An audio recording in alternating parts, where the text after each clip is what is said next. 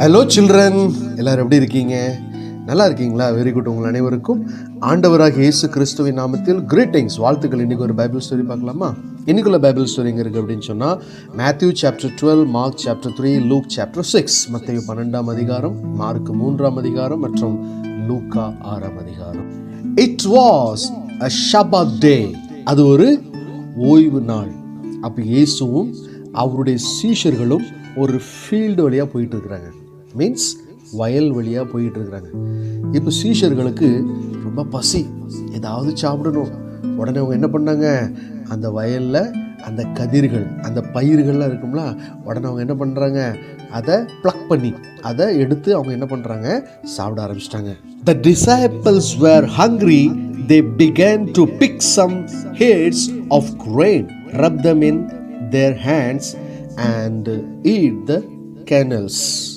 இப்படி அவங்க அதெல்லாம் பிக் பண்ணி சாப்பிட்றத பார்த்து அந்த பரிசேயர்கள் உடனே என்ன சொல்றாங்க, உங்க சீஷர்களை என்ன இப்படி பண்றாங்க, அவங்க லா அதை பிரேக் பண்றாங்க. ஷாபாத் டேல எந்த ஒரு வேலையும் செய்யக்கூடாது, இவங்க என்ன இப்படி பண்றாங்க அப்படின்னு சொல்லி பரிசேயர் இயேசுகிட்ட போயிட்டு கம்ப்ளைண்ட் பண்றாங்க. உடனே இயேசப்பா அவங்களுக்கு என்ன பண்றாங்க, ஆன்சர் பண்றாங்க, ரிப்ளை பண்றாங்க. Jesus replied, when King David and his companion were hungry, they entered the house of God and broke the law by eating the consecrated bread. தாவீதும் அவனோடு இருந்தவர்களும் பசியா இருந்தபோது செய்ததை நீங்கள் வாசிக்கவில்லையா? அவன் தேவனுடைய வீட்டில் பிரவேசித்து ஆசாரியர் தவிர வேறு ஒருவரும் புசிக்கத்தகாத தேவ சமூகத்து அப்பங்களை தானும் தன்னோடு இருந்தவர்களும் புசித்தார்களே அப்படின்னு சொல்லி ஏசப்பா அந்த பரிசேயர்களுக்கு ரிப்ளை பண்றாங்க. அது மாத்திரம் கிடையாது, இன்னமும் சொல்றாங்க. என்ன சொல்றாங்க, something greater than the temple is here. If only you understand what God meant when he said, I desired mercy, not sacrifice, you would not be accusing the innocent, for the Son of Man is Lord of the Shabbat. தேவாலயத்திலும் பெரியவர் யாரு? ஏசப்பா. தேவாலயத்திலும் பெரியவர் இங்கே இருக்கிறார் என்று உங்களுக்கு சொல்லுகிறேன். எனவே மனுஷகுமாரன் ஓய்வு நாளுக்கும் ஆண்டவராய் இருக்கிறார் என்றார். இதே மாதிரி ஷாபாத் டேல இன்னொரு மனுஷனை பார்க்கிறாரு. அந்த மனுஷனுடைய கை எப்படி இருந்துச்சு? இட் இஸ் withered hand, சூம்பின கை அப்படின்னு சொல்லி பார்க்குறோம். அப்போ அந்த கை அவங்களுக்கு சரியா அவங்களால அதை என்ன பண்ண முடியாது, மூவ் பண்ண முடியாது. அந்த கை அப்படி சுருங்கி இருக்கும், சூம்பின கை அப்படின்னு சொல்லுவாங்க. சரியா? உடனே எல்லாரும் பார்க்குறாங்க, இந்த மனுஷன் இந்த ஷாபாத் டேல இவனை சுகமாக்குறானா இல்லையா அப்படின்னு சொல்லி எல்லாரும் என்ன பண்ணுறாங்க, பார்த்துக்கிட்டே இருக்காங்க. உடனே அவங்களுக்கு ஆண்டவர் என்ன பண்ணுறாங்க, ஒரு எக்ஸாம்பிள் மூலமாக சொல்கிறாங்க. யாருக்கு சொல்கிறாங்க? யார் இயேசு மேலே குற்றம் சாட்டுவதற்காக, அக்யூஸ் பண்ணுறதுக்காக பார்த்துக்கிட்டே இருக்காங்களோ அவங்களுக்கு ஏசப்பா என்ன சொல்கிறாங்க, ஒரு மனுஷனுக்கு ஒரு ஆடு இருந்துச்சான். அந்த ஆடு இந்த ஷாபாத் டேல எங்கே விழுந்துச்சான்? ஒரு குழியில் விழுந்துட்டான். அப்போ அந்த ஆட்டை ஷாபாத் டேல குழி விழுந்ததுனால யாரும் தூக்கி விடாமல் போயிடுவாங்களா? இல்லை, தூக்கி விடுவாங்க. அப்போ தான் ஏசப்பா சொல்கிறாங்க, அந்த ஆட்டை விட மனுஷனானவன் எவ்வளவோ விசேஷித்திருக்கிறான்.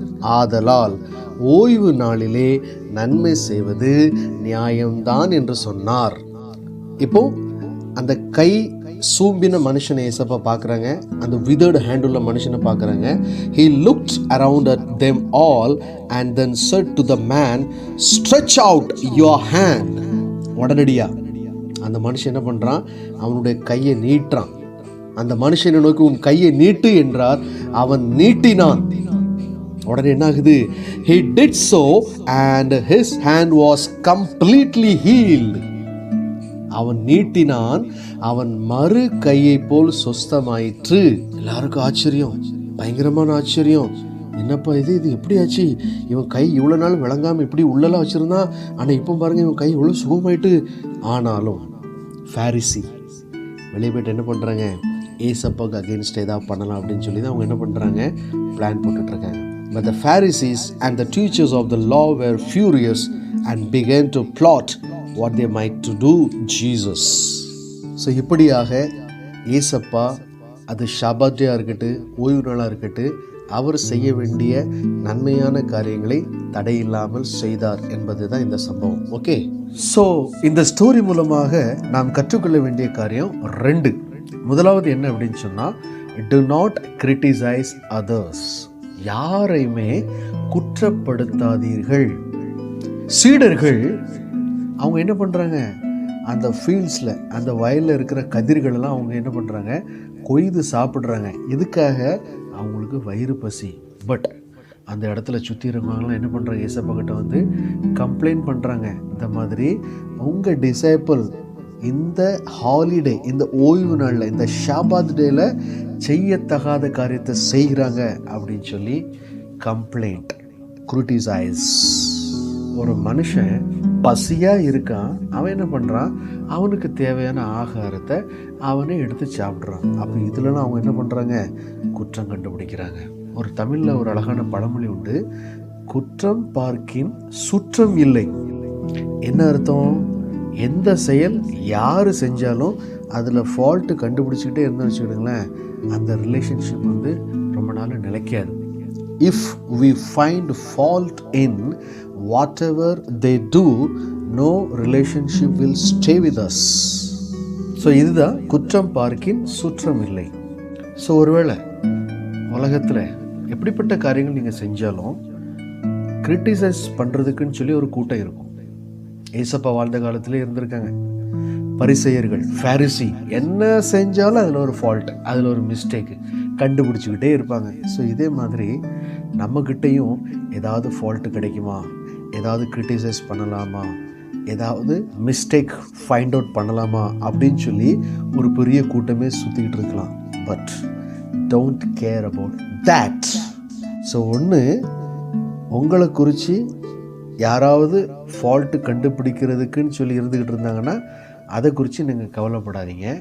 ரெண்டாவது, நீங்களும் நானும் அடுத்தவங்க எந்த காரியங்கள் செஞ்சாலும் அதில் நம்ம என்ன பண்ணக்கூடாது, ஃபால்ட்டு கண்டுபிடிக்கக்கூடாது, மிஸ்டேக் கண்டுபிடிக்கக்கூடாது. ஓகேவா?